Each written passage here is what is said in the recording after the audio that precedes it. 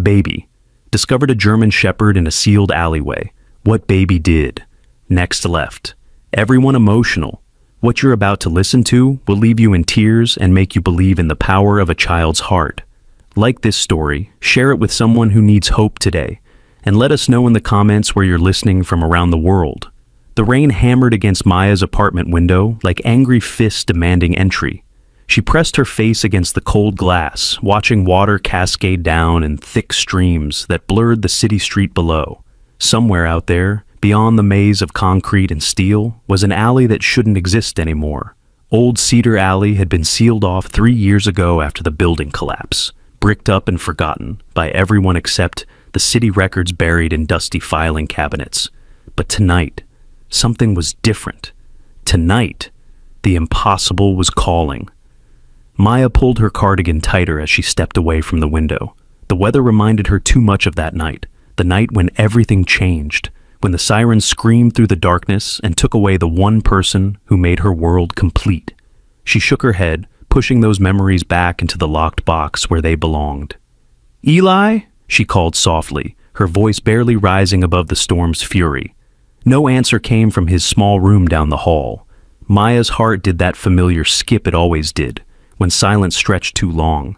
Ever since the accident, ever since they lost David, 5-year-old Eli had retreated into a world where words seemed too heavy to carry. The doctors said it was normal, that grief showed itself differently in children, but Maya knew better. She knew her son was drowning in the same ocean of loss that threatened to pull her under every single day. She found him exactly where she expected, curled up on his bedroom floor with his box of crayons scattered around him like colorful confetti.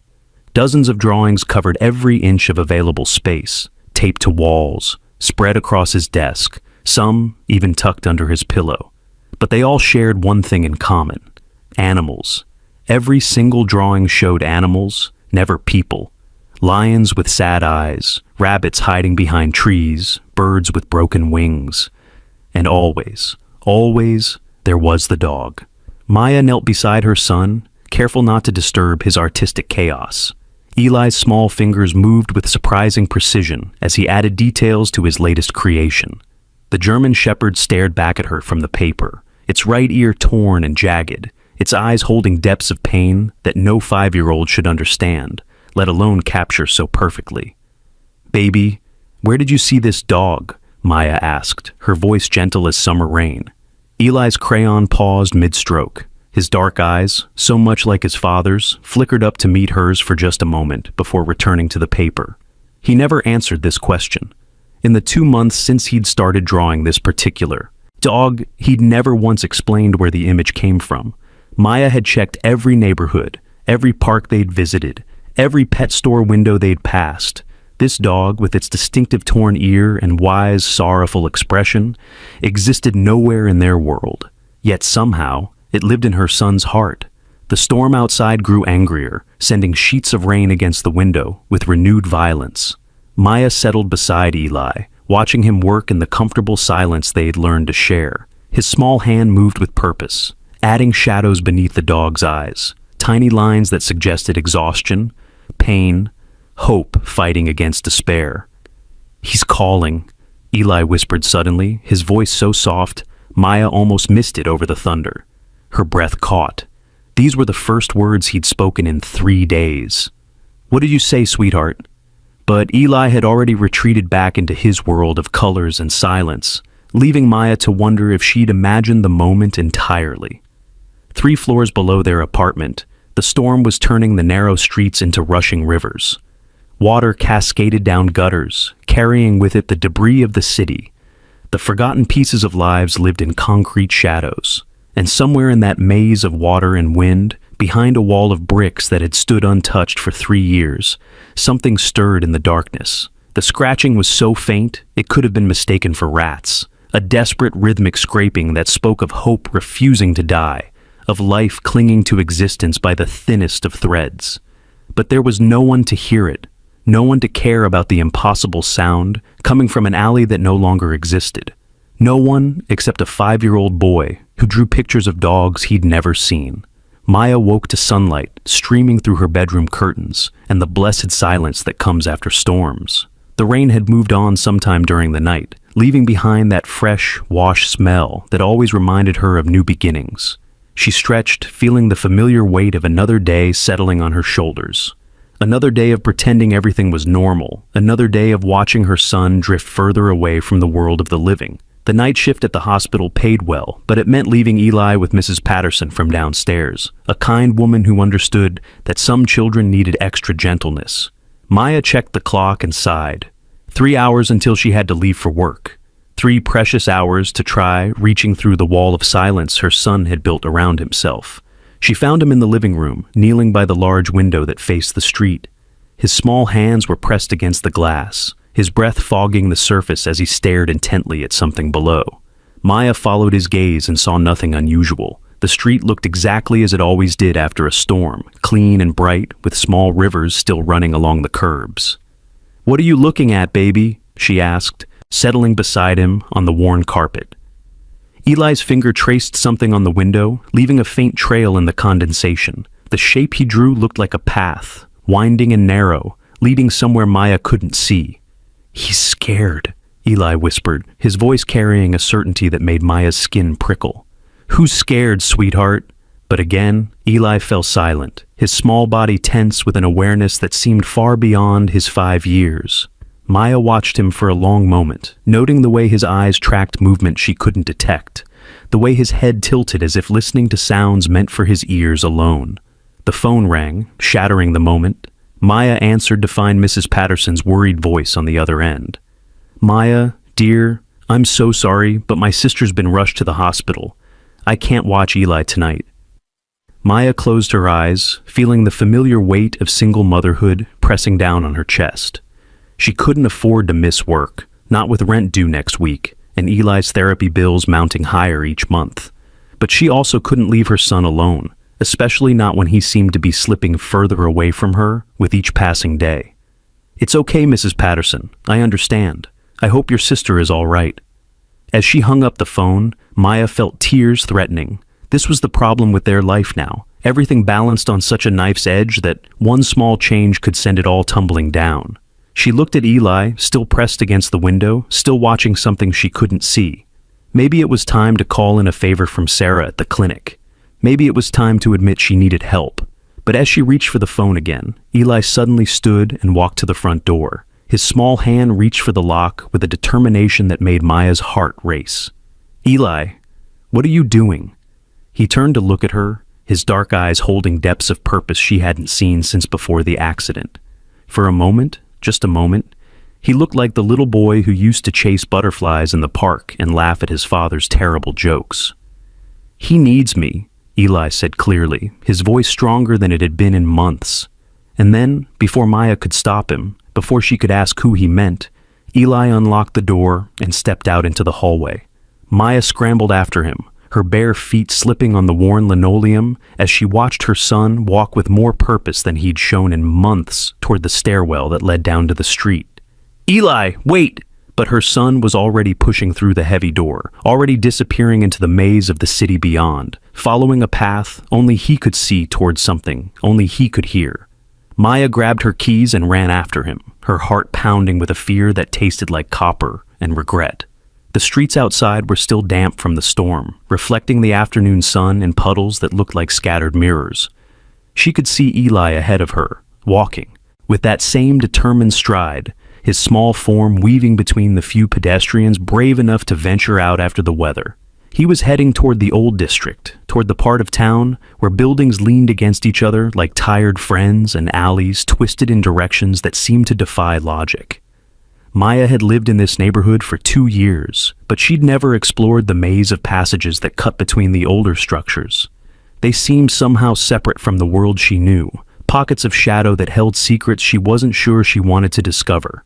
Eli stopped suddenly at the corner of 5th and Main, his head turning as if he were listening to something. Maya caught up to him, her breath coming in sharp gasps. "Eli, sweetheart, what's wrong? What are you hearing?" He looked up at her with those eyes that held too much understanding for a child his age. "Can't you hear him crying?"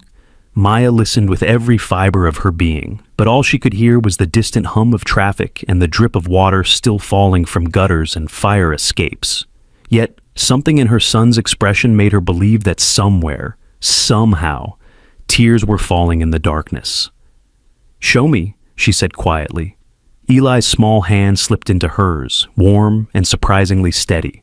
He led her down a narrow street she'd never noticed before, past buildings that seemed older than the rest of the neighborhood, their brick faces weathered and worn smooth by decades of wind and rain. The further they walked, the quieter the world became, as if they were moving away from the living city and into some place that existed between the cracks of the ordinary world. They stopped in front of what looked like a dead end. A solid brick wall stretched between two buildings, maybe 8 feet high and completely unbroken except for a small service grate near the bottom, the kind used for drainage or utility access. The metal was old and rusty, its bars spaced just wide enough for a small hand to slip through. Maya stared at the wall, confusion clouding her thoughts. According to her mental map of the neighborhood, there should have been an alley here, a passage she vaguely remembered from her first walks through the area. But there was nothing except solid brick and the faint smell of dampness that suggested water pooled somewhere beyond. Eli knelt beside the grate, his small body tensing with the same focused attention he brought to his drawings. He pressed his face close to the metal bars, and Maya could see his lips moving as if he were whispering to someone on the other side. Then she heard it.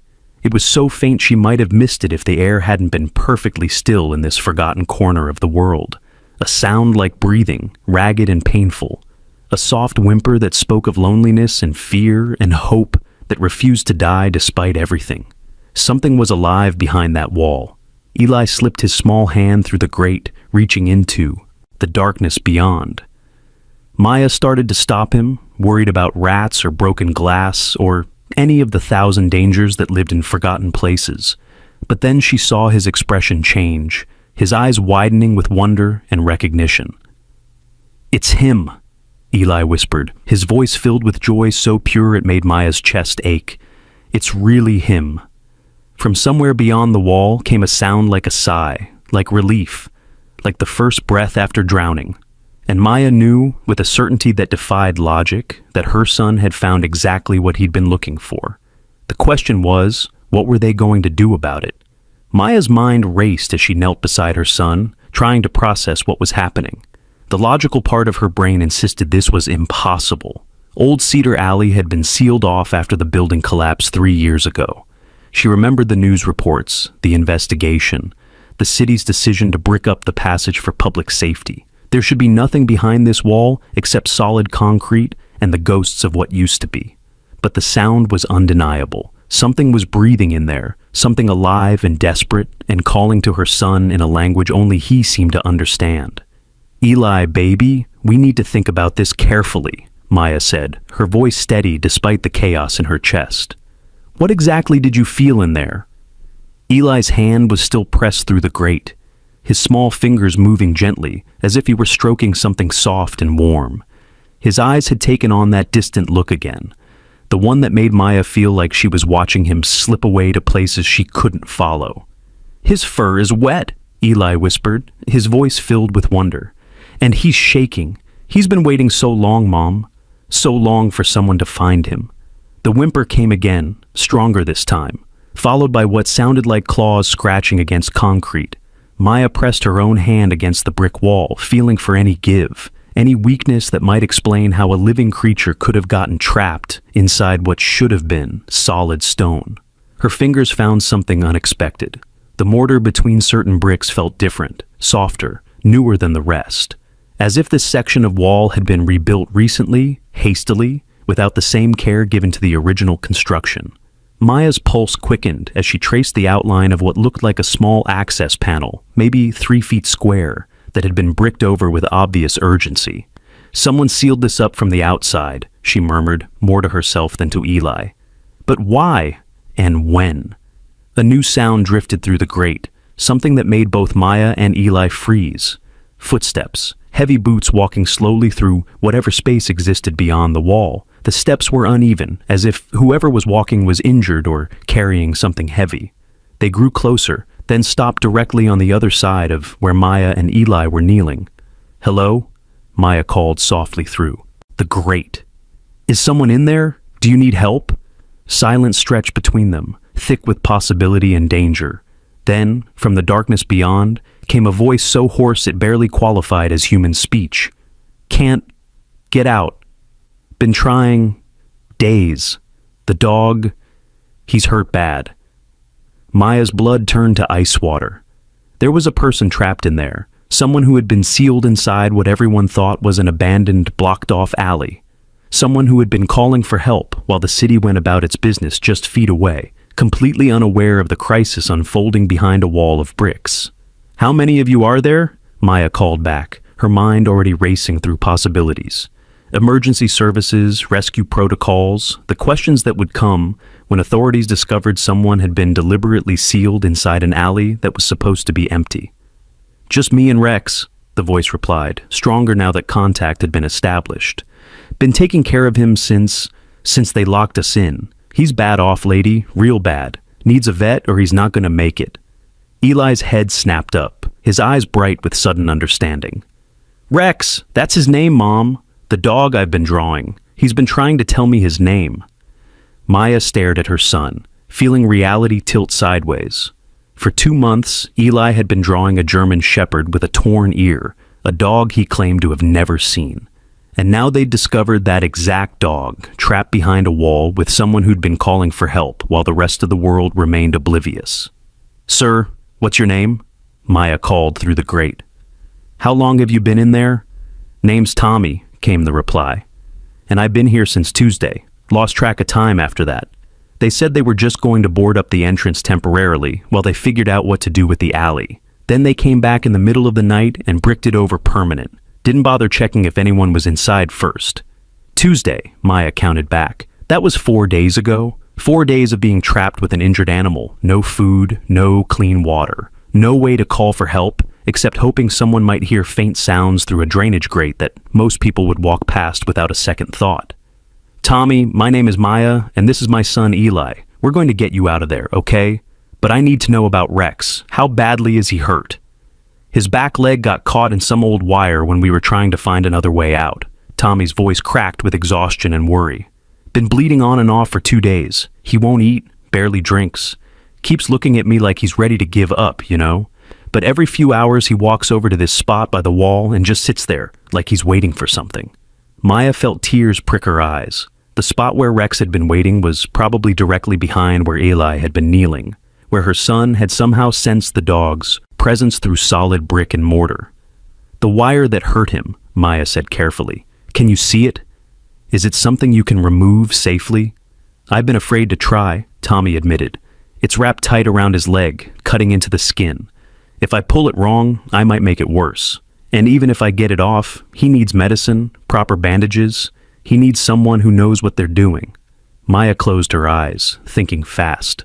Dr. Chen at the veterinary clinic owed her a favor from the time Maya had stayed late to help with an emergency surgery, and her neighbor Jake had tools, including wire cutters. But first, they needed to figure out how to actually reach Tommy and Rex.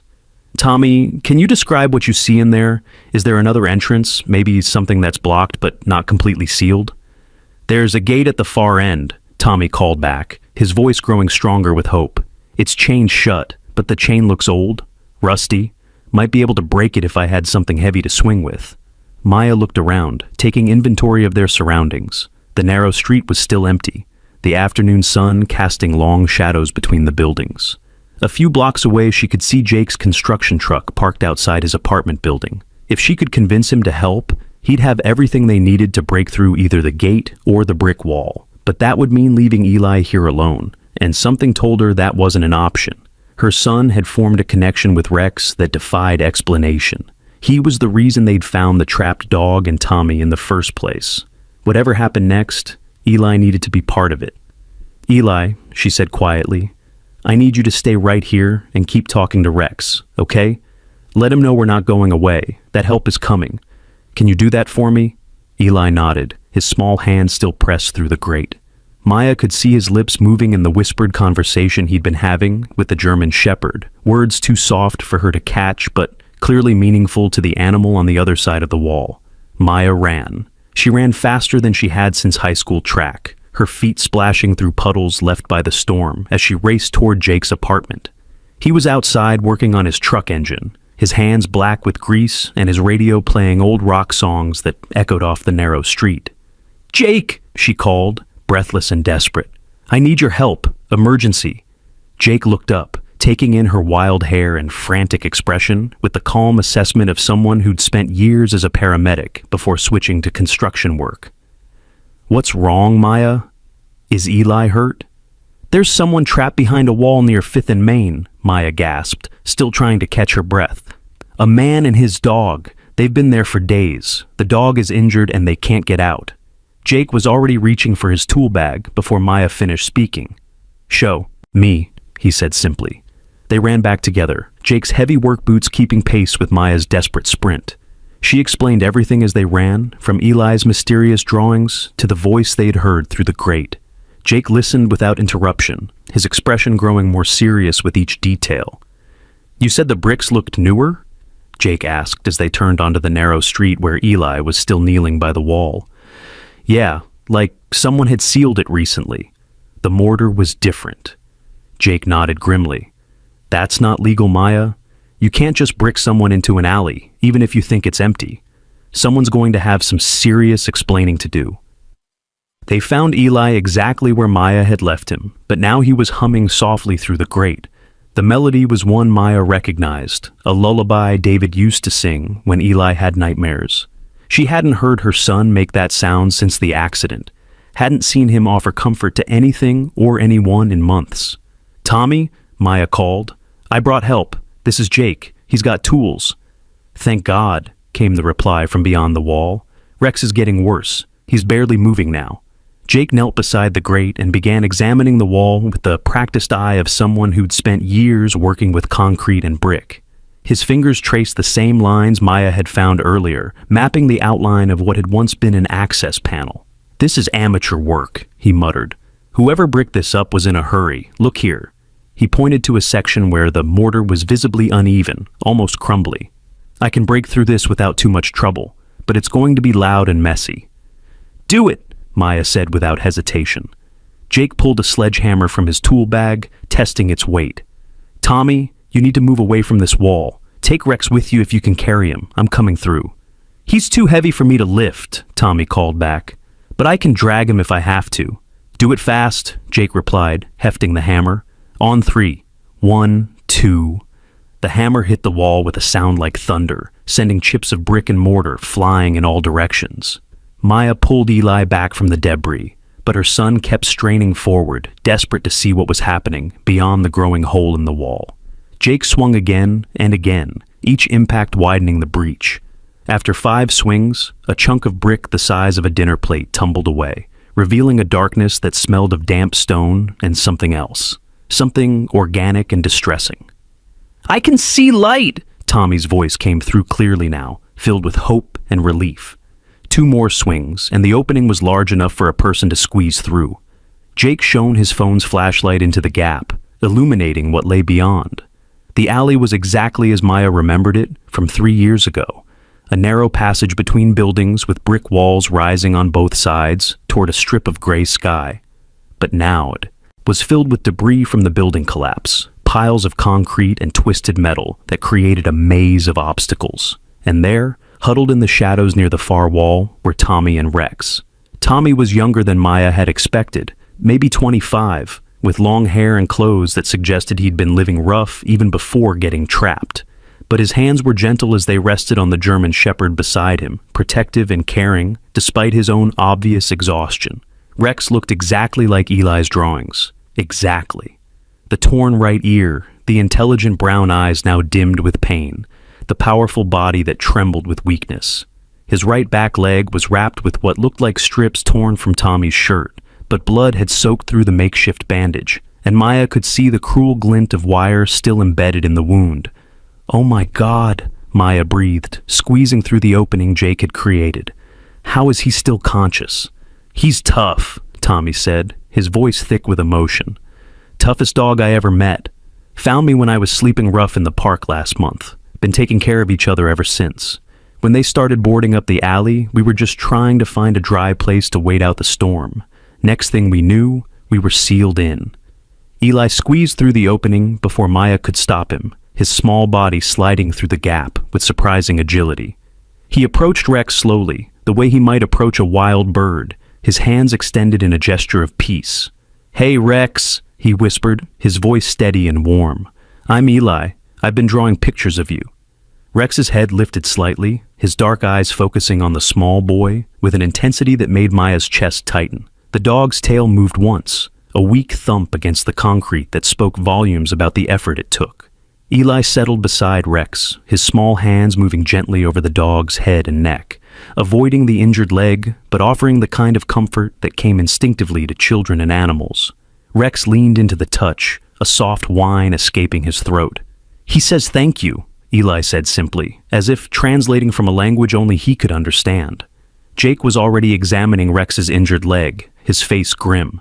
"This wire is barbed," he said quietly. "It's cut deep. We need to get him to a vet immediately, but removing this is going to be tricky." "I know someone," Maya said, pulling out her phone. "Dr. Chen at the animal clinic on Maple Street. If I explain the situation, she might be willing to help." As Maya dialed, she watched her son continue his gentle conversation with Rex. For the first time in months, Eli seemed fully present, fully connected to the world around him. The wall of silence that had surrounded him since David's death appeared to be cracking, broken open by his need to help a creature that had been calling to him across impossible distances. "Dr. Chen? It's Maya Rodriguez from the hospital. I have an emergency situation that's going to sound crazy, but I need your help." Maya explained everything quickly, from the trapped dog to the embedded wire to the 4 days without proper medical care. Dr. Chen listened without interruption, asking only the practical questions that mattered. "Bring him in through the back entrance," Dr. Chen said when Maya finished. "I'll prepare an emergency surgery kit.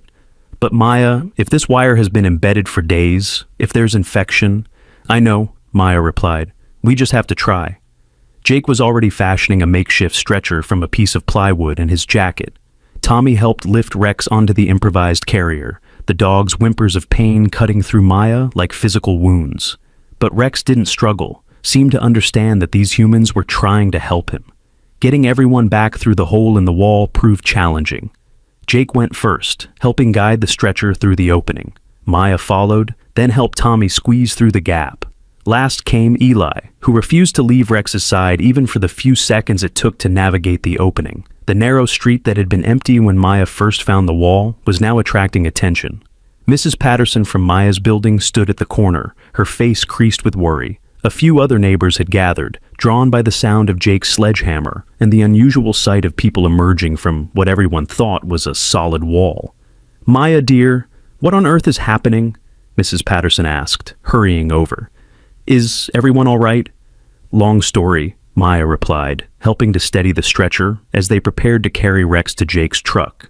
"I'll explain later. Right now, we need to get this dog to a vet."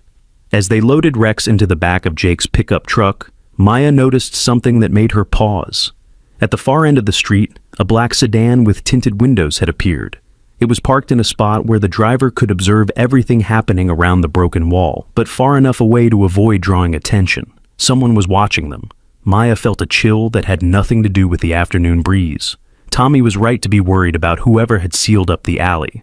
And if they were willing to brick someone inside an abandoned passage, what would they do when they discovered their secret was out? "Jake," Maya said quietly, "I think we should move fast." Jake followed her gaze to the black sedan and nodded grimly. "Already on it, everyone in the truck. We're taking the back streets to the clinic." As they pulled away from the curb, Maya saw the sedan's engine start. In her side mirror, she watched it begin following them, maintaining a careful distance but making no effort to hide its presence. Whatever Tommy and Rex had stumbled into when they sought shelter in that alley, it was bigger than a simple building collapse. Someone had wanted that alley sealed, permanently and quietly. And now that their secret was exposed, Maya had the terrible feeling that their real troubles were just beginning. Rex whimpered from the truck bed, and Eli reached through the back window to rest his small hand on the dog's head. "It's okay," her son whispered. "We're going to take care of you now." Maya just hoped they'd be able to keep that promise. The veterinary clinic sat on a quiet corner of Maple Street. Its white brick facade and cheerful blue trim making it look more like a family home than a medical facility. Dr. Chen had left the back door propped open, and Maya could see her moving around inside, preparing for their arrival with the swift efficiency of someone who'd spent years handling emergencies. Jake pulled his truck directly up to the rear entrance, ignoring the no parking signs that lined the narrow alley behind the building. The black sedan that had been following them was nowhere to be seen. But Maya's nerves remained on edge. Something told her their watchers hadn't given up, merely changed tactics. "Careful with his leg," Tommy said as they lifted Rex from the truck bed. The German Shepherd's breathing had grown more labored during the short drive, each breath a visible effort that made Maya's chest tighten with sympathy. Dr. Chen appeared in the doorway, her salt and pepper hair pulled back in a practical ponytail, and her hands already gloved for surgery. She was a small woman, barely 5 feet tall, but she carried herself with the quiet authority of someone who'd spent decades saving lives that others might consider disposable. "Bring him straight to the surgery room, doctor," Chen said, leading them through a maze of examination rooms and supply closets. "I've prepared everything we'll need." The surgery room was blindingly bright after the dim alley, all stainless steel and antiseptic surfaces that reflected the overhead lights like mirrors. They transferred Rex to the examination table with as much gentleness as possible, but the dog still whimpered as the movement jostled his injured leg. Dr. Chen began her examination immediately, her hands moving with practiced skill as she assessed Rex's condition. Maya watched her face for clues, noting the way the vet's expression grew more serious as she discovered each new complication. "The wire has been embedded for at least 3 days, Dr. Chen murmured, more to herself than to the group, watching anxiously from the corner. "There's significant swelling, signs of infection beginning to set in. The good news is that it missed the major blood vessels. The bad news is that removing it is going to be delicate work." Eli stepped forward, his small face pale but determined. "Can I help?" Dr. Chen looked at the 5-year-old with the same respect she might show a fellow veterinarian. "What did you have in mind, Eli?" "Rex trusts me," Eli said simply. "He's scared, but he trusts me.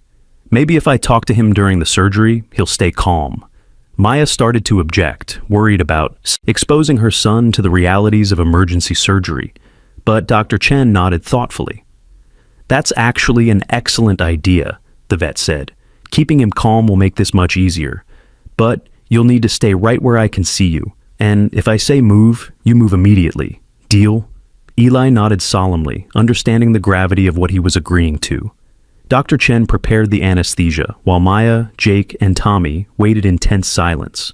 The only sounds in the room were Rex's labored breathing and the quiet clink of surgical instruments being arranged on steel trays. "This is going to take about an hour," Dr. Chen explained as she administered the anesthesia. "The wire is wrapped around bone in one place, and I'll need to be very careful not to cause additional damage while removing it." As Rex slipped into unconsciousness, Eli moved to the head of the table and began singing softly. It was the same lullaby Maya had heard him humming through the grate, the song David used to sing when their son couldn't sleep.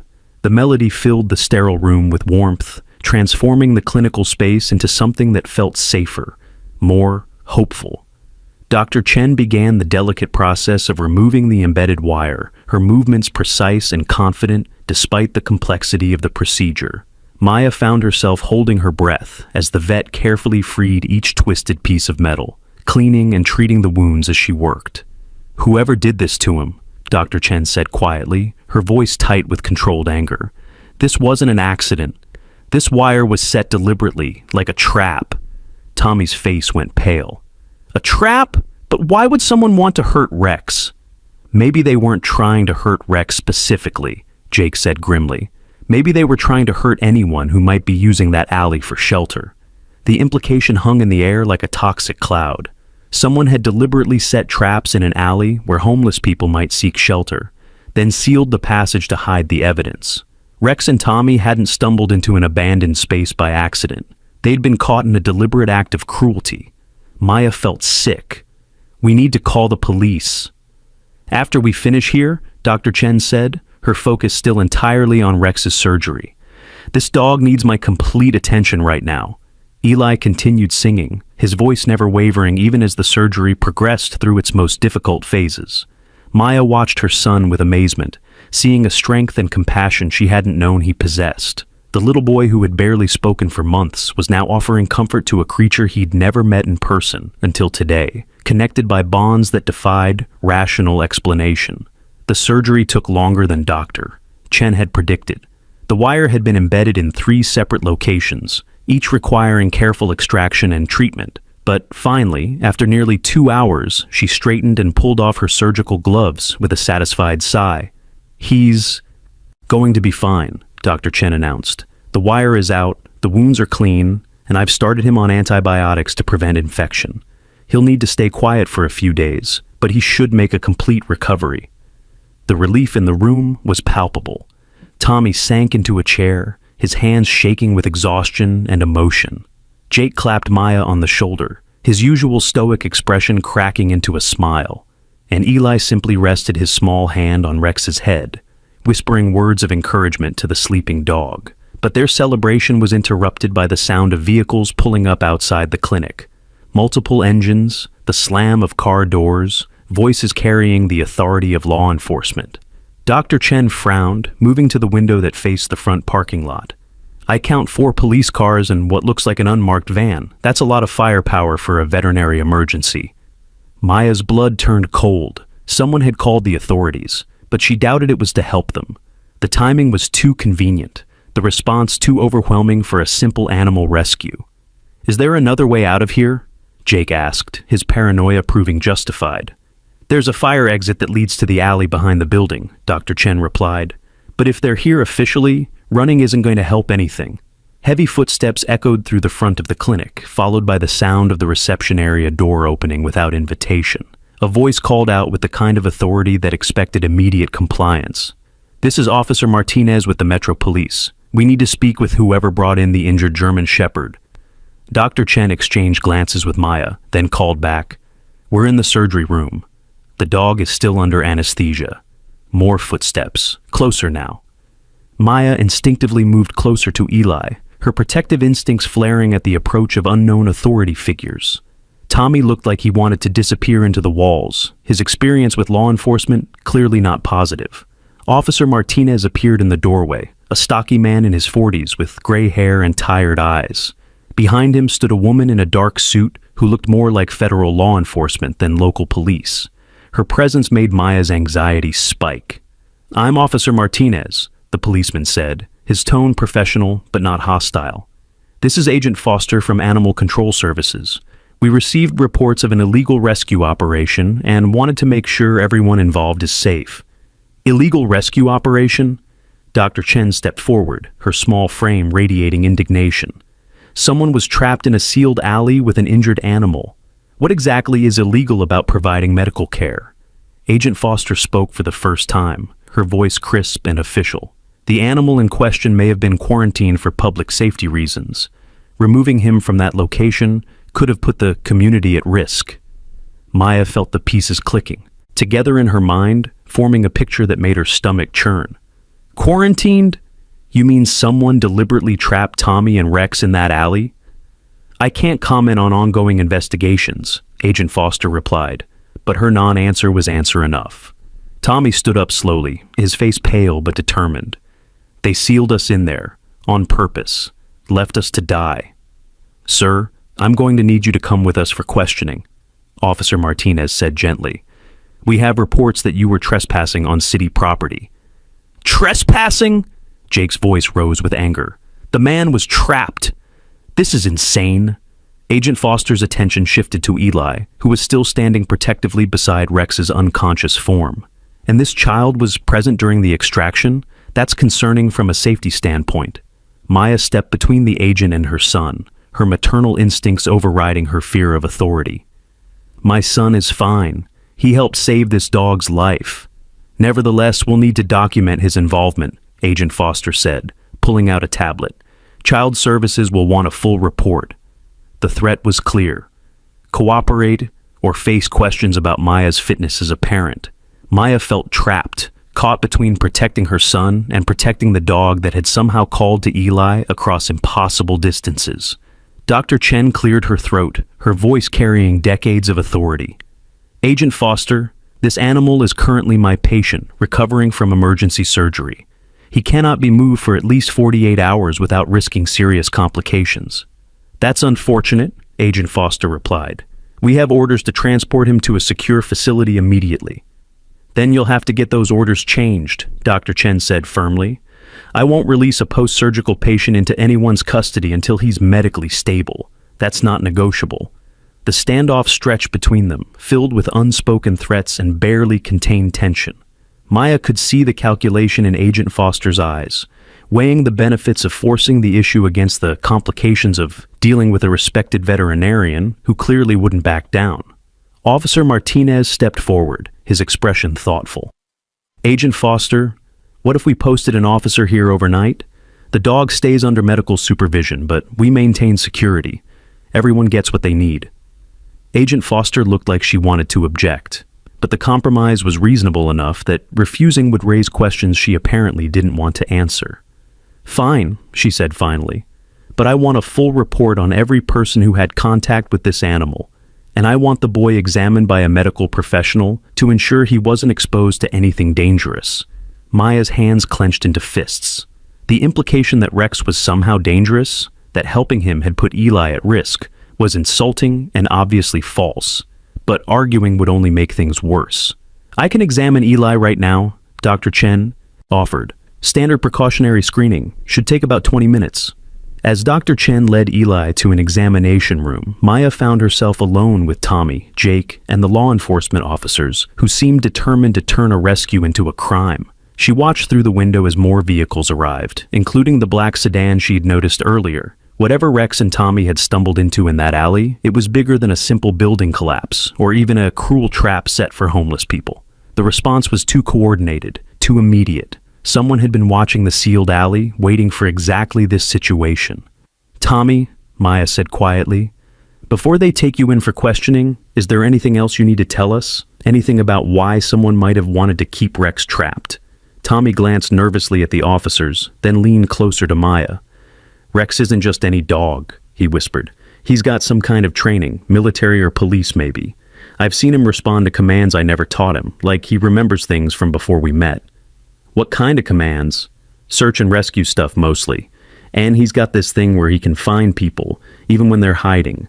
Like he can sense things normal dogs can't." Maya's mind raced. A specially trained dog, deliberately trapped in a sealed alley, now the subject of an immediate government response.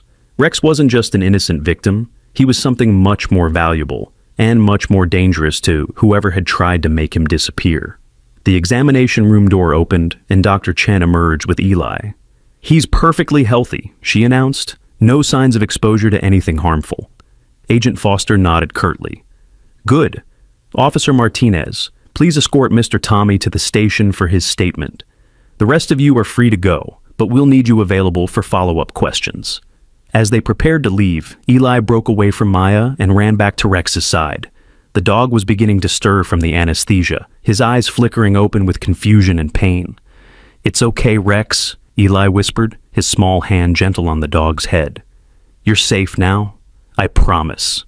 Rex's tail moved slightly, a weak wag that spoke volumes about the bond that had formed between the boy and the dog.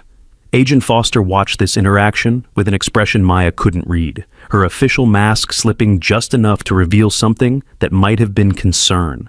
"Ma'am," Eli said suddenly, looking directly at Agent Foster. "Rex didn't do anything wrong. He was just scared and hurt. Please don't take him away from people who care about him." For a moment, Agent Foster's composure cracked completely. Maya saw something human in her eyes, a flicker of conscience that suggested she wasn't entirely comfortable with her role in this situation. "I'll make sure he's well cared for," Agent Foster said quietly. "That's all I can promise." As they left the clinic, Maya felt like they were walking away from an unfinished story. Rex was safe for now, under Dr. Chen's protection and medical care, but the larger questions remained unanswered. Who had ordered the alley sealed? Why was Rex so important that his rescue triggered an immediate federal response? And what would happen when the 48-hour medical hold expired? Jake drove them home in silence, all of them lost in their own thoughts about the day's events. But as they pulled up to Maya's apartment building, Eli spoke for the first time since leaving the clinic. "Mom, We can't let them take Rex away. He chose us. He called to me for help, and now we're responsible for him." Maya looked at her son, seeing a determination and clarity that reminded her powerfully of David. Her husband had always believed in standing up for those who couldn't protect themselves, even when it was difficult or dangerous. "I know, baby," she said softly. "We'll figure something out." But as they climbed the stairs to their apartment, Maya couldn't shake the feeling that they were walking into something much bigger and more dangerous than a simple animal rescue. Rex had secrets, and those secrets had nearly gotten him killed once already. The question was, how far would his enemies go to silence him permanently? Maya woke the next morning to the sound of her phone buzzing insistently on the nightstand. The digital clock showed 6:23 a.m., far too early for normal calls. She grabbed the phone, expecting bad news, and found Dr. Chen's name on the caller ID. "Maya, you need to get down here immediately." Dr. Chen's voice was tight with urgency. "Something's happened with Rex." Maya's blood turned cold. "Is he okay? Did his surgery complications?" "He's fine medically," Dr. Chen interrupted. "Better than fine, actually. That's the problem. You need to see this for yourself." Maya dressed quickly, her mind racing through possibilities. Had Rex's condition deteriorated overnight? Had Agent Foster returned with new orders? She checked on Eli, still sleeping peacefully in his bed, and left a note for Mrs. Patterson to watch him when she woke up. The streets were empty in the early morning light, the city still wrapped in the quiet that comes before the world fully awakens. Maya drove faster than she normally would, anxiety gnawing at her stomach as she tried to imagine what could have Dr. Chen so rattled. The veterinary clinic looked normal from the outside, but Maya noticed immediately that the police car that had been posted outside was gone. No officer sat in the waiting room, no official presence to maintain the security Agent Foster had insisted upon. Dr. Chen met Maya at the front door, her usually composed expression showing cracks of amazement and concern. "Before you see him," Dr. Chen said carefully, "I need you to understand that what happened shouldn't be medically possible. Rex's recovery has been unprecedented." She led Maya through the clinic to the recovery room where Rex had been spending the night. Maya expected to find the German Shepherd lying sedated and weak, slowly healing from his surgery. Instead, she found Rex standing alert beside his kennel, his injured leg bearing weight normally, his eyes bright and focused. "This is impossible," Maya breathed. "Yesterday he could barely lift his head." "The wire removal surgery was completed around 6 p.m. yesterday," Dr. Chen explained, her voice carrying the bewilderment of a scientist, confronting something that challenged everything she knew. By midnight, the swelling in his leg had reduced significantly. By 3 a.m., he was standing. By 6 a.m., he was walking normally. Maya knelt beside Rex, running her hands gently over his injured leg. The surgical site was healing at a rate that defied medical explanation. What should have taken weeks was happening in hours. "Has anyone else seen this?" Maya asked. "Just Officer Martinez, and he left around 2 a.m. when it became clear Rex wasn't going anywhere," Dr. Chen replied. "I haven't called Agent Foster yet. I wanted to speak with you first." Rex moved closer to Maya, pressing his head against her hands in a gesture of trust and affection. As their skin made contact, Maya felt something extraordinary happen. For just a moment, her awareness expanded beyond her own senses. She could smell things that shouldn't be detectable, hear sounds from blocks away, sense the presence of people moving through the building. Maya jerked her hand back, startled by the intensity of the experience. "What just happened?" Dr. Chen asked, noting Maya's reaction. "I don't know," Maya said honestly. "It felt like I could sense everything he was sensing, like our awareness merged for a second." Dr. Chen's eyes widened. "Tommy mentioned something similar yesterday. He said Rex sometimes seemed to know things about people's emotions, their intentions, as if he could read more than just body language. The implications hung between them, like a revelation too large to fully grasp. Rex wasn't just a specially trained dog. He was something else entirely, something that explained why his rescue had triggered such an immediate and overwhelming response from authorities. "Dr. Chen, I need to ask you something, and I need complete honesty," Maya said. "Do you think Rex is some kind of experimental animal?" Dr. Chen was quiet for a long moment, her scientific mind clearly wrestling with possibilities that challenged conventional understanding. During the surgery, I noticed some unusual scarring on his neck and behind his ears, she said finally. Very small incisions, precisely made, the kind you might see if someone had implanted monitoring devices or neural interfaces. Maya felt sick. Someone was experimenting on him? I can't prove it without more extensive testing, but the evidence suggests Rex has been subjected to some form of enhancement procedure, something that's accelerated his healing and possibly expanded his sensory capabilities. Rex moved to the window, his body suddenly tense with alertness. A low growl rumbled in his throat as he focused on something in the parking lot outside. Maya and Dr. Chen joined him at the window, looking out at what appeared to be an empty parking lot in the early morning light. But Rex's behavior suggested otherwise. He could sense something they couldn't, some threat approaching that existed beyond normal human perception. "We need to call Eli," Maya said suddenly, a maternal instinct she couldn't explain flooding her with urgency. "Why?" Dr. Chen asked. "Because Rex called to him across an impossible distance once before. If he's sensing danger now, Eli might be part of it." Maya dialed her home number, her hands shaking as she waited for Mrs. Patterson to answer. The phone rang once, twice, 3 times.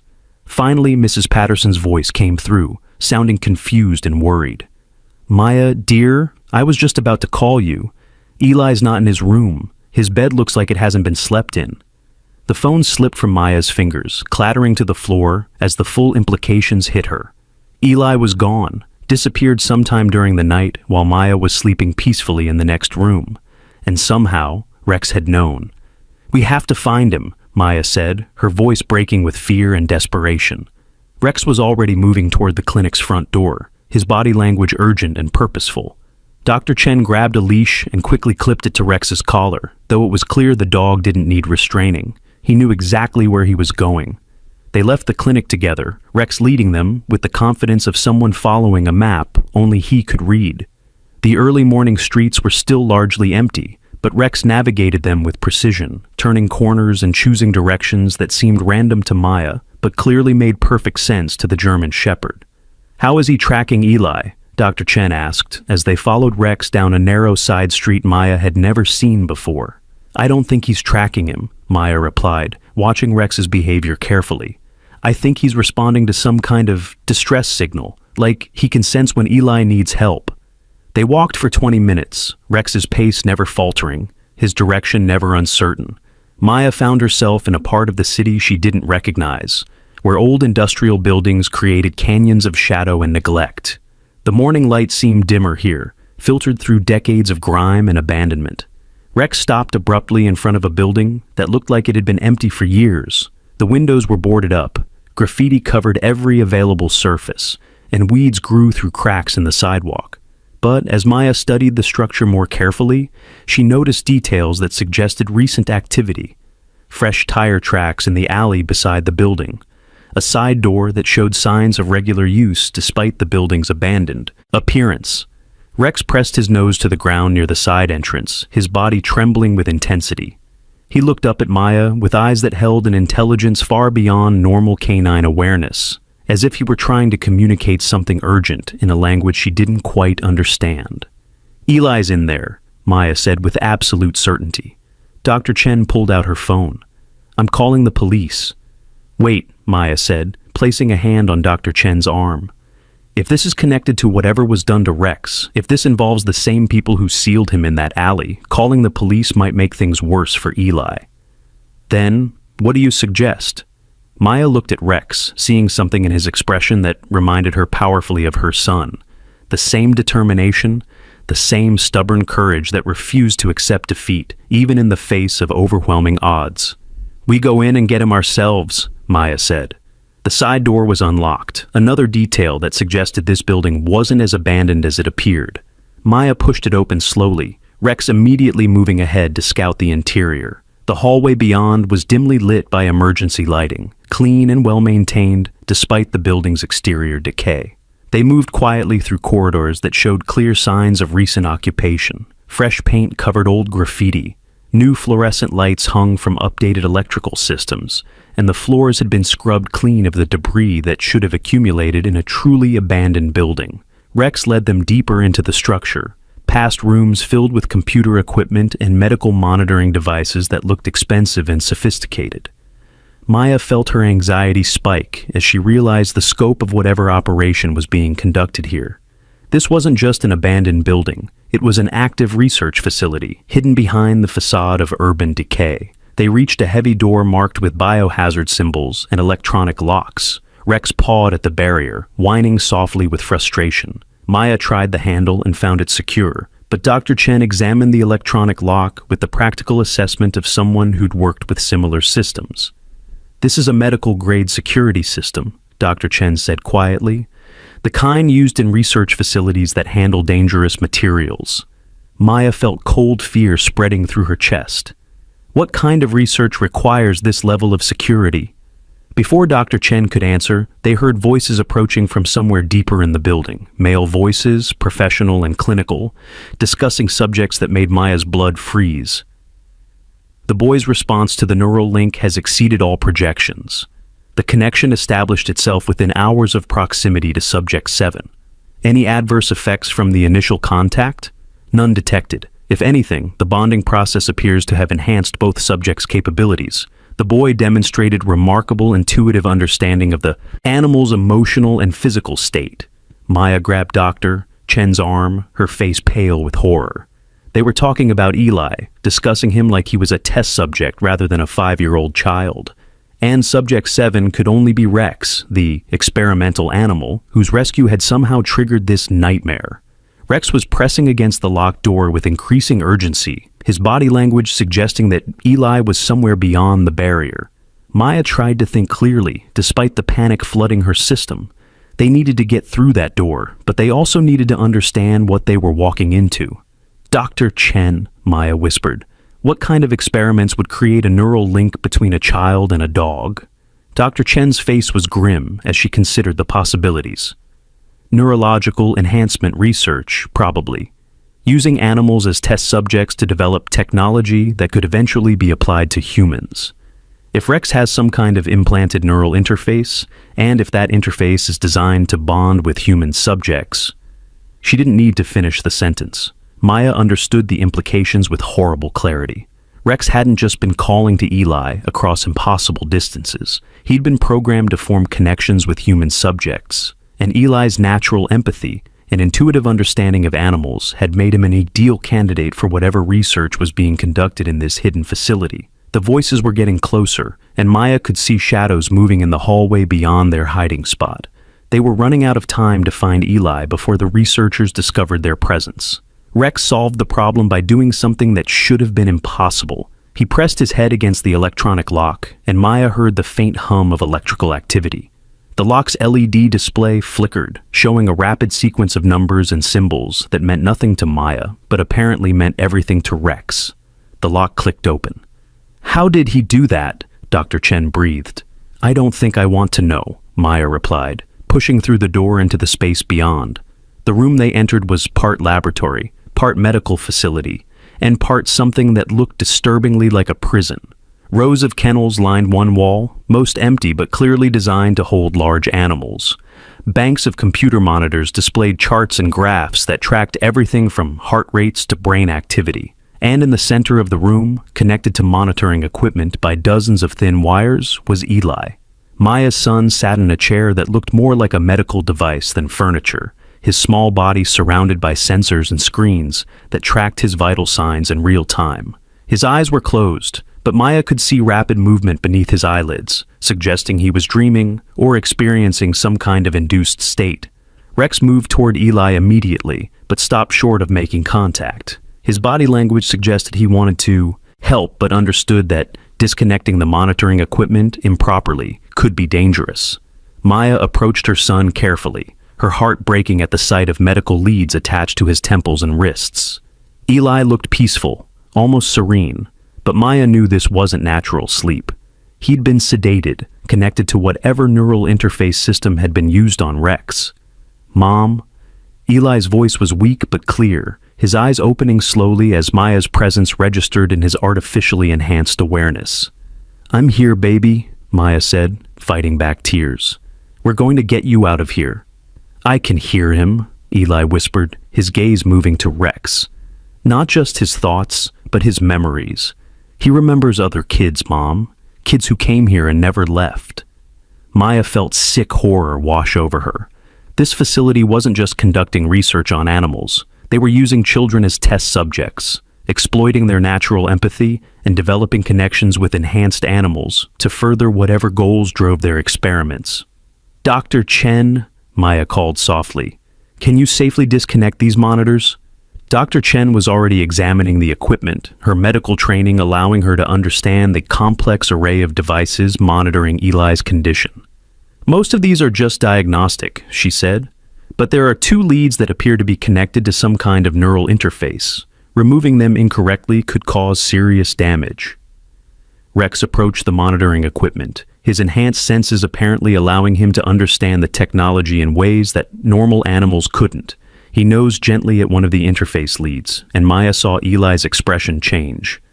He knows how to disconnect them safely, Eli said, his voice growing stronger. The other kids taught him, the ones who helped him before. He remembers their techniques. Maya didn't question the impossible communication between her son and the enhanced German Shepherd. At this point, impossibility was relative, and getting Eli safely away from this place was all that mattered. Working together, following Rex's guidance translated through Eli's understanding, Maya and Dr. Chen carefully disconnected the monitoring equipment. Each lead removed felt like a small victory, a step closer to freeing her son from whatever nightmare had captured him. But as they worked, Maya could hear activity increasing throughout the building. Footsteps in corridors, voices calling instructions, the sound of doors being opened and searched. The researchers had discovered their presence and were systematically checking every room in the facility. "We need to move, Doctor," Chen said urgently. "They'll find us soon." Eli stood shakily as the last monitoring lead was removed, Rex immediately moving to his side to provide support. The connection between boy and dog was visible now, a bond that went beyond normal friendship to something that resembled true partnership. "There's another way out," Eli said, his voice carrying certainty that came from sources beyond his own experience. Rex knows about emergency exits they don't monitor as carefully. Maya looked at her son, seeing strength and awareness that hadn't been there before his ordeal. The neural interface had changed him, enhanced his natural empathy and intuitive understanding in ways that might be permanent. She didn't know whether to be grateful or terrified. Rex led them to a maintenance corridor Maya would never have noticed, hidden behind a panel that looked like part of the wall. The passage beyond was narrow and dark, clearly designed for building maintenance rather than regular foot traffic. As they crawled through the tight space, Maya could hear the researchers discovering the empty room they'd just left. Shouts of alarm echoed through the building, followed by the sound of security systems activating.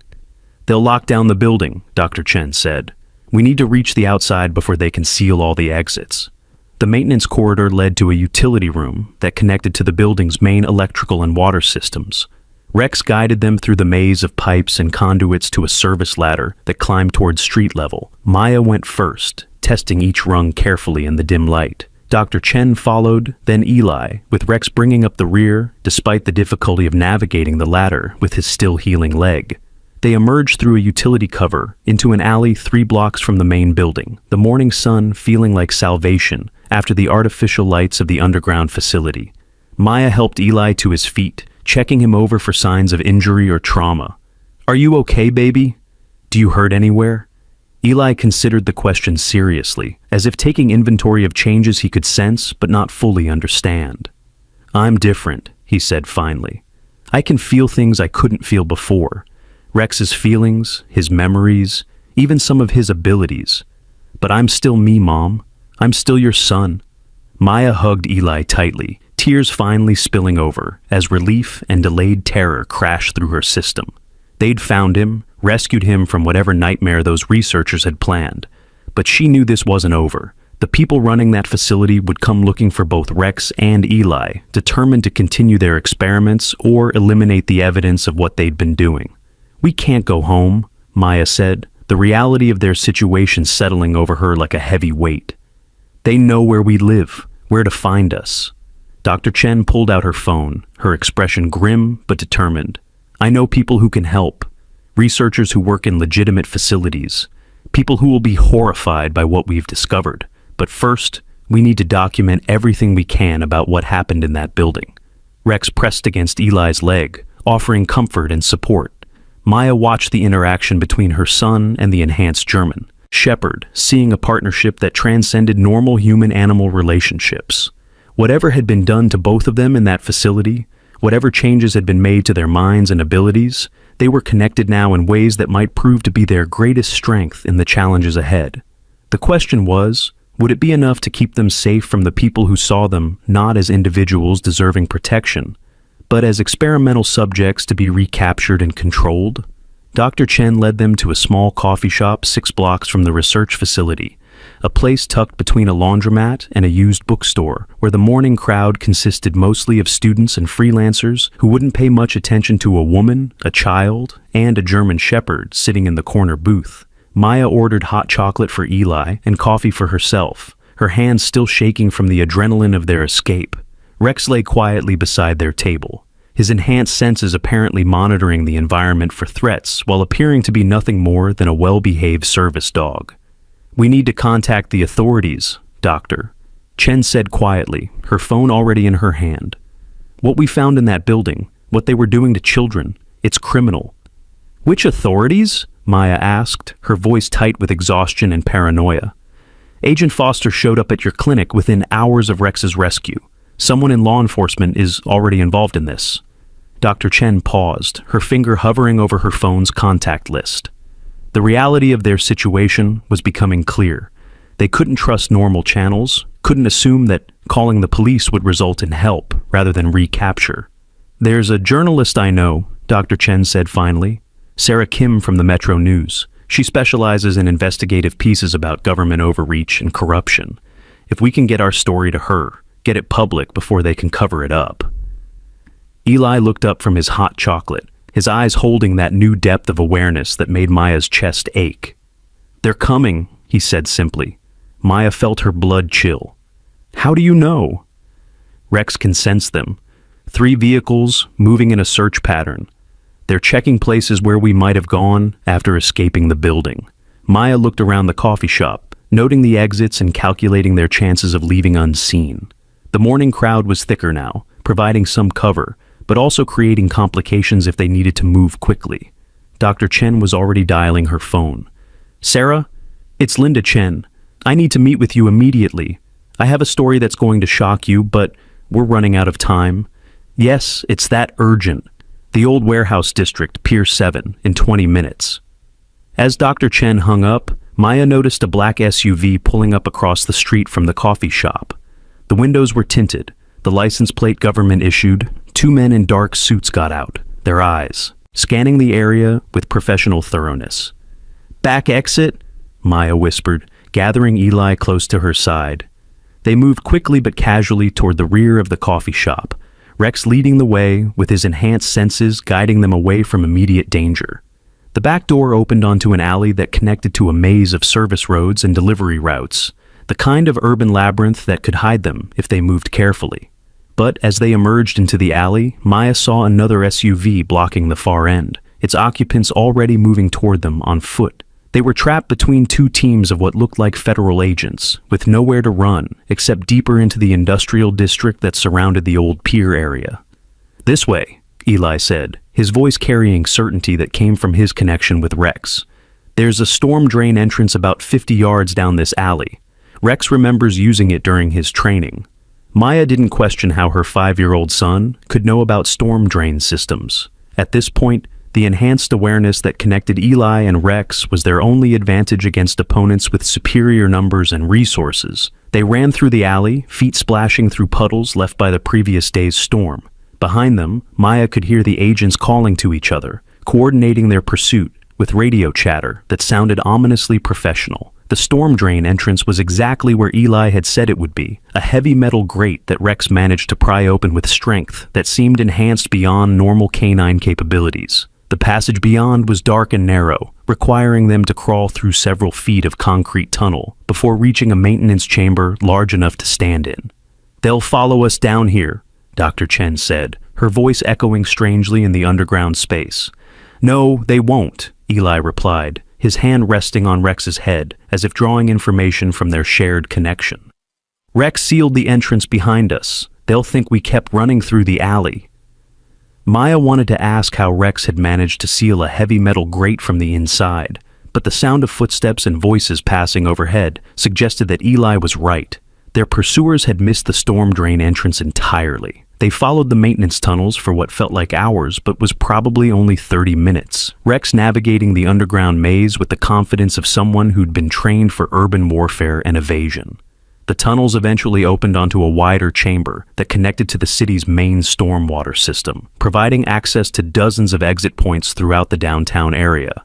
They emerged near Pier 7, just as Sarah Kim was arriving, a small woman in her 30s with sharp eyes and the kind of energy that suggested she thrived on breaking important stories. Dr. Chen had worked with her before on articles about medical ethics and animal welfare, establishing a trust that might be crucial to getting their story told.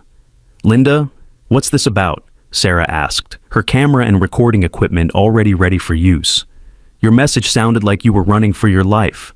"Because we are," Dr. Chen replied simply. "Sarah, what I'm about to tell you is going to sound impossible, but I have witnesses and evidence to support every claim." Maya watched Sarah's expression change as Dr. Chen explained everything they'd discovered. The sealed alley, Rex's enhanced abilities, the research facility hidden behind urban decay, Eli's kidnapping, and the neural enhancement experiments being conducted on children. "This is huge," Sarah said finally, her journalistic instincts overriding her initial skepticism. "If you can prove even half of what you're telling me, this story will blow up every major news network in the country." "The problem is staying alive long enough to prove it," Maya said grimly. "These people have resources and connections throughout law enforcement.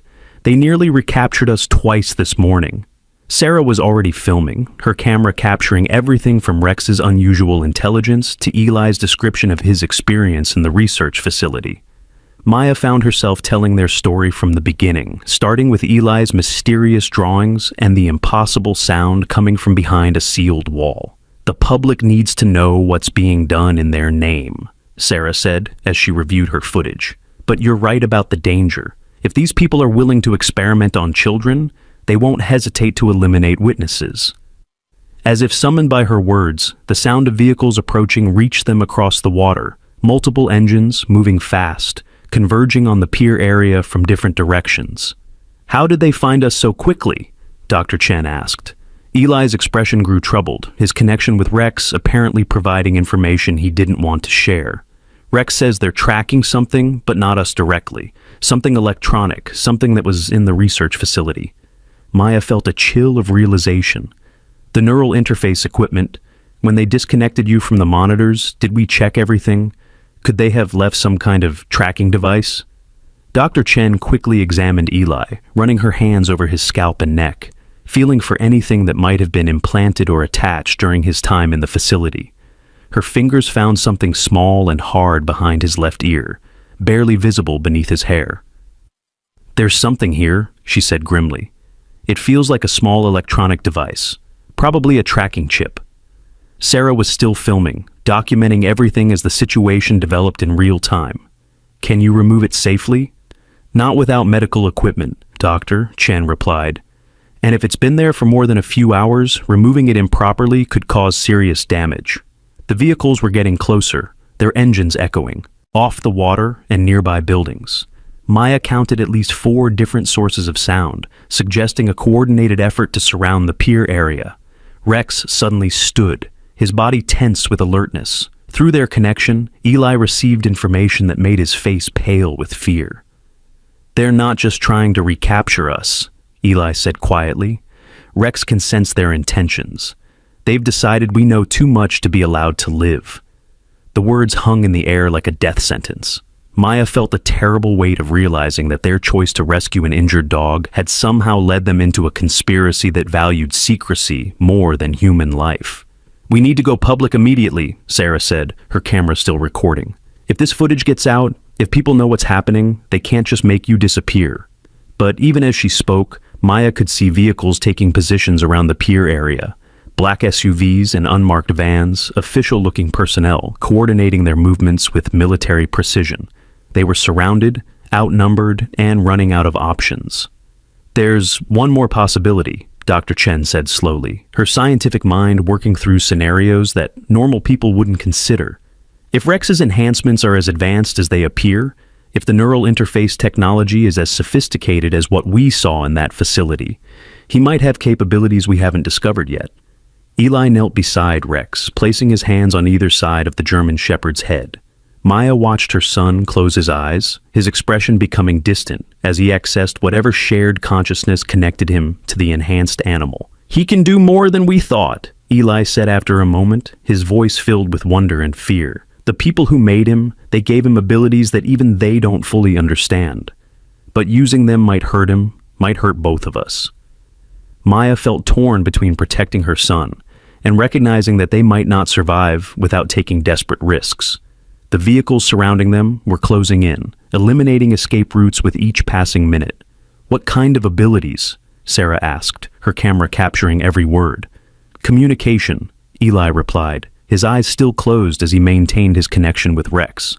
"Rex can transmit information directly to electronic systems, override security protocols, even access communication networks. But it requires him to push his neural enhancements beyond their safe limits." Maya knelt beside her son, placing her hand over his where it rested on Rex's head. The moment she made contact, she felt the same expansion of awareness she'd experienced at the veterinary clinic, but stronger now, more complete. Through Rex's enhanced senses, Maya could perceive the tactical positions of their pursuers, their communication frequencies, even fragments of their radio chatter. The teams surrounding the pier were professionals, government agents or private military, contractors with orders to contain the situation permanently. But Maya also sensed something else through the neural link, something that gave her hope. Rex wasn't the only enhanced animal that had escaped from the research program. Others were out there, hidden in the city, waiting for signals that would bring them together. "Rex can call for help," Maya said, opening her eyes and looking at Sarah's camera. "There are others like him, other test subjects who escaped or were released. If he sends out a distress signal, they might come. The risk," Dr. Chen warned, "is that using his enhanced abilities at that level might cause permanent damage to his neural systems. He could die from the effort." Eli looked up at Maya, his young face showing a maturity that broke her heart. "Mom, Rex says he's willing to take that risk. He says the children in that facility, the ones who came before me, they died because no one knew what was happening to them. He won't let that happen again." Maya felt tears burning her eyes as she realized what her 5-year-old son was asking her to approve. The decision to let Rex risk his life to save theirs, to expose the research program that had created him and was continuing to harm other children. "Do it," Maya said quietly. Rex's body went rigid as he pushed his neural enhancements beyond their normal limits. Maya felt the strain through their shared connection, the sensation of electrical activity surging through biological systems, never designed to handle such intensity. Through Rex's abilities, Maya sensed communication signals spreading across the city like ripples in water.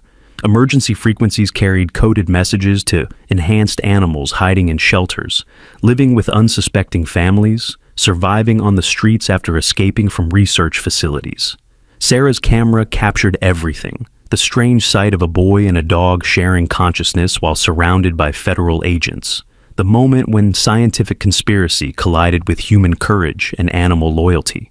The response to Rex's signal came faster than Maya had expected. First one, then several enhanced animals appeared at the edges of the pier area. Dogs mostly, but also a few cats and what looked like a small monkey. All moving with the same purposeful intelligence that characterized Rex. The federal agents found themselves facing not just 3 human witnesses and 1 enhanced dog, but a coordinated group of animals with abilities they didn't fully understand. The tactical situation had shifted dramatically in a matter of minutes. "This is impossible," Maya heard one agent say over his radio. "The subjects are displaying coordinated behavior beyond anything in their training protocols." Through Rex's connection, Maya sensed the confusion and fear spreading through the ranks of their pursuers.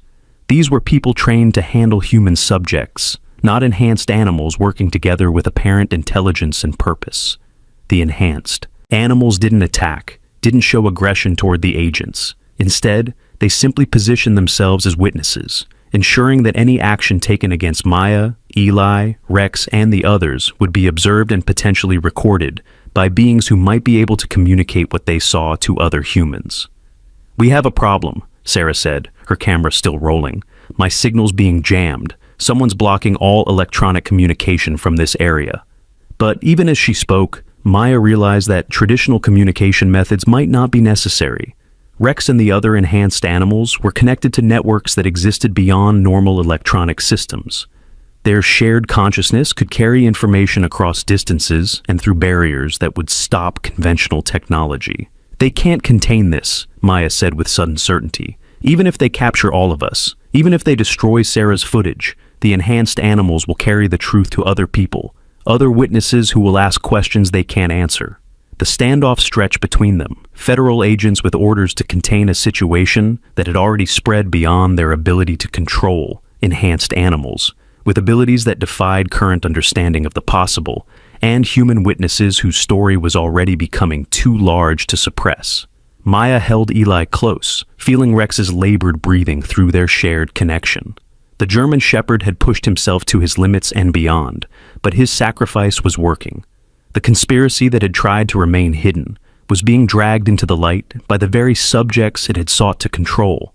The question now was whether they would survive long enough to see justice done, or whether the people responsible for the research program would choose to eliminate everyone involved rather than face exposure. The answer came in the form of Agent Foster stepping out of one of the black SUVs, her expression grim but no longer entirely hostile. She walked toward them slowly, her hands visible and empty, her body language suggesting negotiation rather than confrontation. "Dr. Chen, Ms. Rodriguez," Agent Foster called across the distance separating them. "I think it's time we had a conversation about what happens next."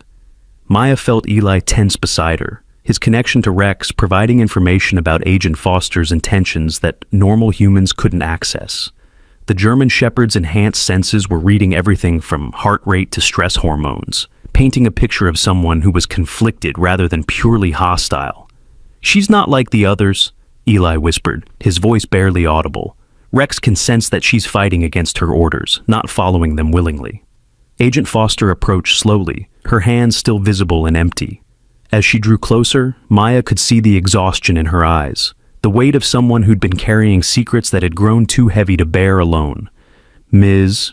Rodriguez, I know you have no reason to trust me," Agent Foster said, when she was close enough to speak without shouting. "But I need you to understand that not everyone involved in this situation supports what's been happening to these animals, or to children like your son." Maya kept Eli behind her, protective instincts overriding any curiosity about Agent Foster's apparent change of heart. "You were at the clinic yesterday trying to take Rex away from medical care. Why should we believe anything you say now?" Agent Foster's expression tightened, with what looked like genuine regret. "Because yesterday I was following orders without understanding the full scope of what I was protecting. Today I've seen the research facility you escaped from. I've seen the records of what was done to the children who came before Eli." Sarah kept her camera rolling, documenting everything as the standoff continued. The enhanced animals remained positioned around the pier area, creating a living barrier between the federal agents and the small group of witnesses they were apparently trying to protect. "What exactly are you proposing?" Dr. Chen asked, her scientific mind looking for practical solutions, even in the midst of crisis. "Full disclosure," Agent Foster replied. "Complete transparency about the research program, criminal charges for everyone involved in unauthorized human experimentation, and protection for all the test subjects, both animal and human, who survived the program." Maya felt a flicker of hope, but it was tempered by realistic caution.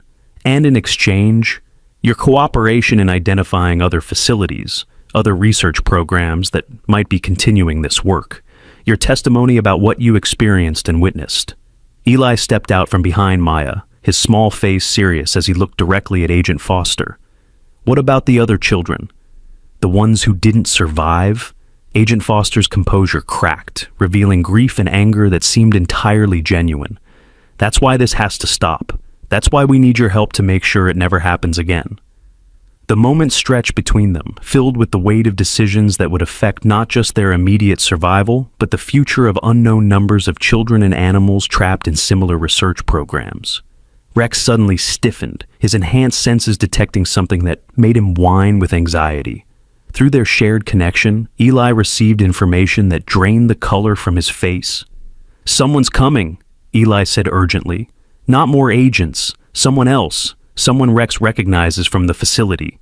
Maya felt cold dread settling in her stomach. "Who?"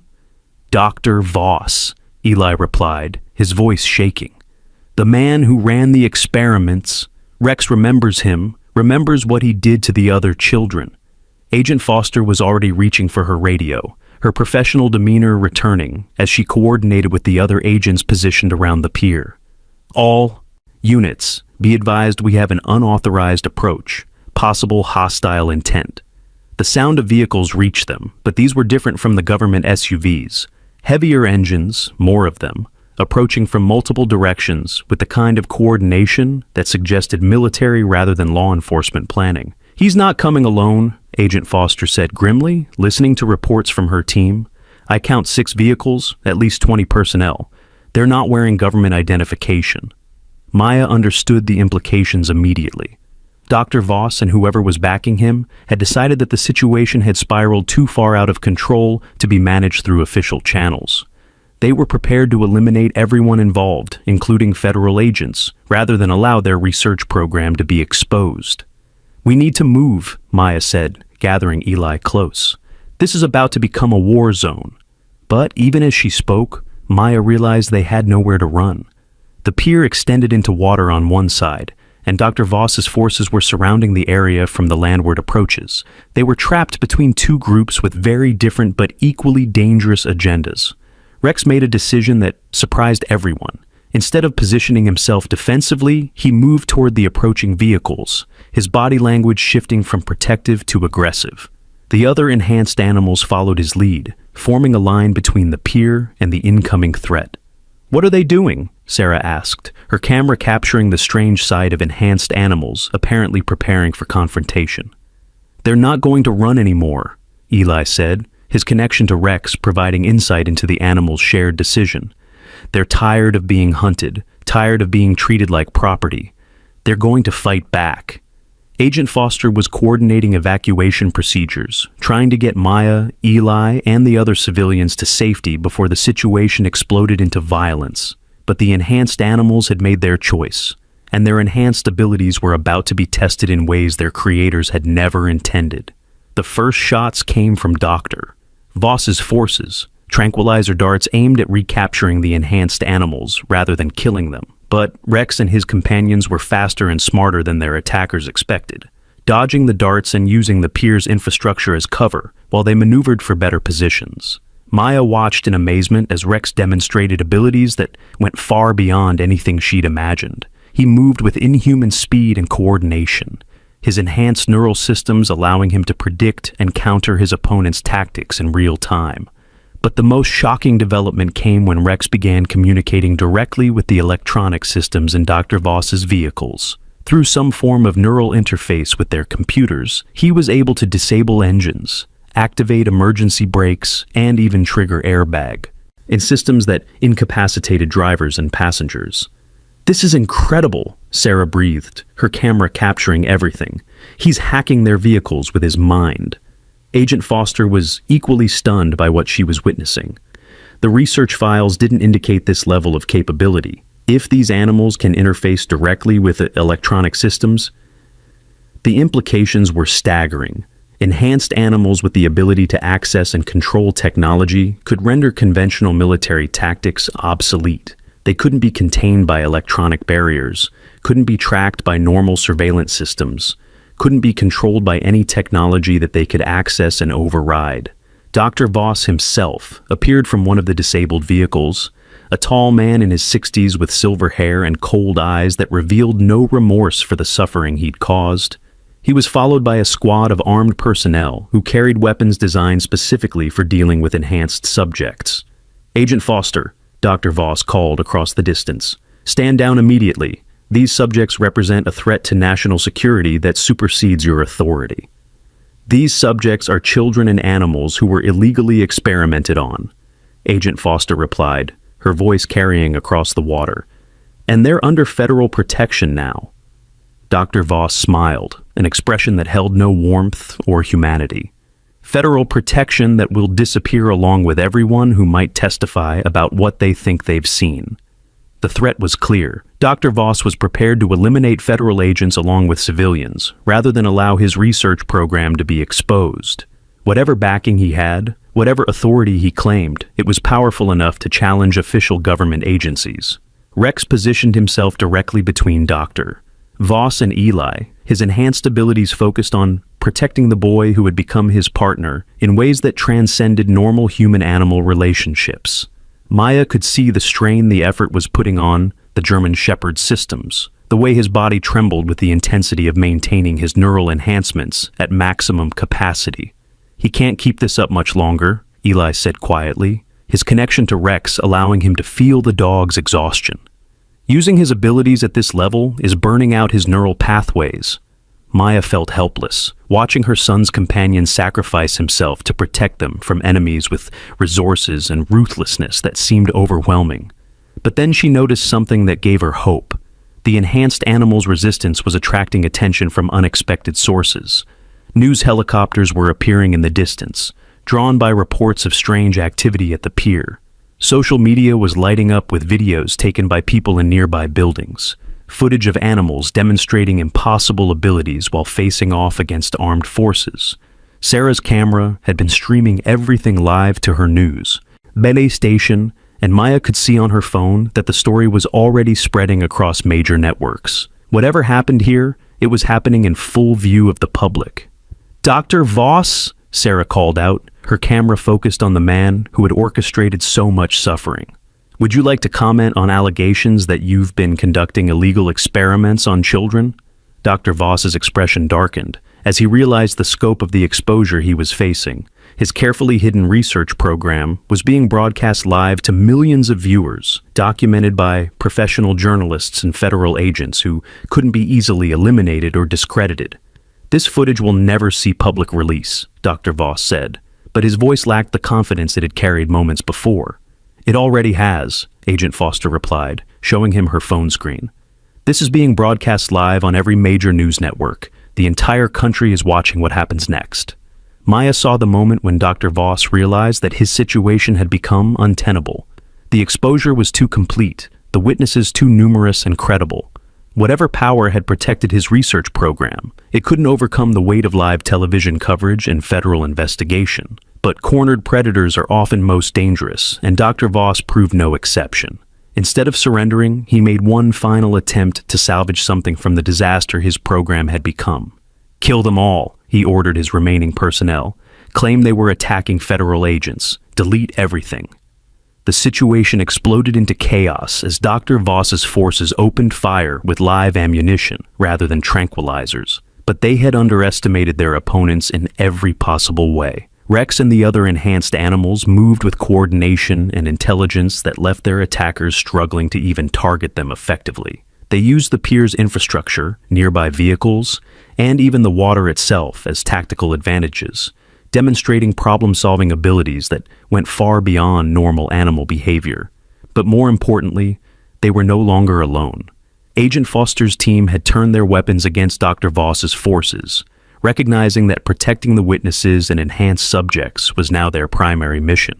Maya shielded Eli as gunfire erupted around them, but she noticed that Rex and his companions seemed to know exactly where each shot would go before it was fired. Their enhanced neural systems were processing information fast enough to predict and avoid incoming fire with incredible precision. The battle was brief but decisive. Dr. Voss's forces found themselves outmaneuvered by opponents who could predict their tactics, disable their equipment, and coordinate responses faster than human reaction time allowed. When the gunfire stopped, Dr. Voss lay unconscious from a tranquilizer dart fired by one of Agent Foster's people, his remaining personnel either incapacitated or in custody. The immediate threat was over, but Maya knew the larger struggle was just beginning. Rex collapsed as the adrenaline and enhanced neural activity finally overwhelmed his biological systems. Maya and Eli rushed to his side, fear replacing relief as they realized the cost of his heroic efforts.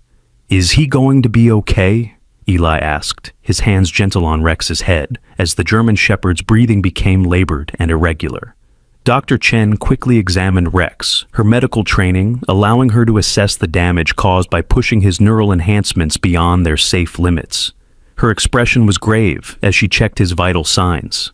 "His brain activity is extremely elevated," Dr. Chen said quietly. "The neural pathways are overloaded. I don't know if the damage is reversible." Maya felt tears burning her eyes as she realized that Rex might die from the effort of saving them. The enhanced dog who had somehow called to her son across impossible distances, who had endured torture and experimentation to protect other children, might not survive his final act of heroism. But Eli placed both hands on Rex's head, his face showing the same concentration he'd displayed during their escape from the research facility. "I can help him," Eli said quietly. "The neural connection works both ways. If I can share some of my brain activity with him, maybe I can give his systems time to recover." "Eli, no," Maya said immediately. "We don't know what that could do to you." "Mom?" Eli looked at her with eyes that held far too much wisdom for a 5-year-old. "Rex risked everything to save us. I have to try to save him." Maya watched her son close his eyes and deepen his connection with the injured German Shepherd. Through her own contact with both of them, she felt the flow of neural energy as Eli somehow shared his consciousness with Rex, providing the damaged pathways with support and stability. The effect was visible almost immediately. Rex's breathing steadied, his heart rate normalized, and the trembling in his limbs gradually subsided. But Maya could also see the strain on Eli, the way her son's face went pale with the effort of maintaining the connection. "That's enough, Doctor," Chen said after several minutes. "You've done what you can. Now you both need to rest and recover." Eli opened his eyes and smiled as Rex lifted his head, the German Shepherd's intelligence and awareness clearly intact despite the trauma his neural systems had endured. "He's going to be okay," Eli said simply. "We both are." Agent Foster approached them as medical personnel began treating the wounded and securing the crime scene. Her expression was respectful and grateful rather than official and distant. "Ms. Rodriguez, I want you to know that everything that happened here today will be fully investigated," Agent Foster said. "Dr. Voss and everyone involved in illegal experimentation will face federal charges. And we'll make sure that Rex and the other enhanced animals receive proper care and protection." Maya looked at the federal agent who had somehow transformed from potential enemy to unexpected ally. "What happens now? Where do we go from here?" "Wherever you want," Agent Foster replied. "You're heroes, not prisoners. Your testimony will be crucial to ensuring that nothing like this ever happens again, but you'll be protected and compensated for everything you've endured." Sarah was still filming, capturing the aftermath of the confrontation and the emotional reunion between Eli and Rex. Maya knew their story would continue to spread across news networks and social media, becoming part of the historical record of how ordinary people could challenge powerful conspiracies when they found the courage to stand up for what was right. "There's one more thing," Agent Foster said quietly. "We've discovered that there are other facilities, other research programs similar to Dr. Voss's operation. Rex and the other enhanced animals will be crucial to finding and shutting them down. Would you be willing to help with that effort?" Maya looked at Eli, seeing her son's expression, as he considered the possibility of continuing to work with Rex to help other children and animals who might be trapped in similar situations. "We'll help," Eli said, before Maya could respond. "Rex says there are others who need to be rescued, other kids who are calling for help, just like he was. We can't leave them trapped." Maya felt a mixture of pride and concern as she realized that her son's life had been permanently changed by his connection with Rex. He would never be the quiet, withdrawn child he'd become after his father's death. The neural enhancements and shared consciousness with Rex had awakened abilities and responsibilities that would shape the rest of his life. But as she watched Eli sitting beside Rex, both of them somehow more complete together than they had been separately, Maya realized that this might be exactly the future her son was meant to have. David had always believed in standing up for those who couldn't protect themselves, and Eli was carrying on that legacy in ways his father never could have imagined. "Then we'll do this together," Maya said, placing her hand over Eli's where it rested on Rex's head. "All of us. The sun was setting over the pier as emergency vehicles cleared the scene and news crews continued their coverage of the day's extraordinary events. Maya held her son close, watching Rex rest peacefully for the first time since they had found him trapped behind a sealed wall that seemed like a lifetime ago. They had started this journey trying to help one injured animal and somehow discovered a conspiracy that threatened children across the country. Now they were part of something larger, a mission to protect other innocent victims and ensure that the horrors they had uncovered would never be repeated. Maya looked at the camera that Sarah was still operating, knowing that their story would inspire others to pay attention to the impossible sounds coming from forgotten places, to listen for the calls of those who needed help, even when logic said no one could be there. Sometimes, Maya said directly to the camera, the most important thing you can do is trust a child's heart when they say someone needs help, even when it doesn't make sense, even when it seems impossible, because love and courage can break down any wall, can overcome any conspiracy, can save lives that everyone else has given up on. Eli smiled and added his own message to the watching world. And sometimes the hero isn't who you expect. Sometimes it's a dog who refuses to give up, or a kid who draws pictures of friends he's never met. Heroes come in all sizes, and they're usually found in the places where no one thinks to look. Rex lifted his head and looked directly at the camera, his enhanced intelligence shining in his eyes, as if he understood that his story was being told to millions of people who needed to hear it. The story of the boy, the dog, and the sealed alley would become legend, inspiring others to listen for impossible sounds and never give up on those who call for help from the darkest places. Because sometimes, the most important rescue begins with a single person willing to believe that love is stronger than walls, hope is more powerful than fear, and heroes can be found anywhere if you just know how to look. If this story moved you and you want to hear more incredible tales of courage, hope, and the unbreakable bonds between humans and animals, subscribe to our channel and hit that notification bell. Share this story with someone who needs to be reminded that heroes come in all forms, and comment below to let us know where you're watching from around the world. Together, we can make sure that no cry for help goes unheard, no matter how impossible it might seem.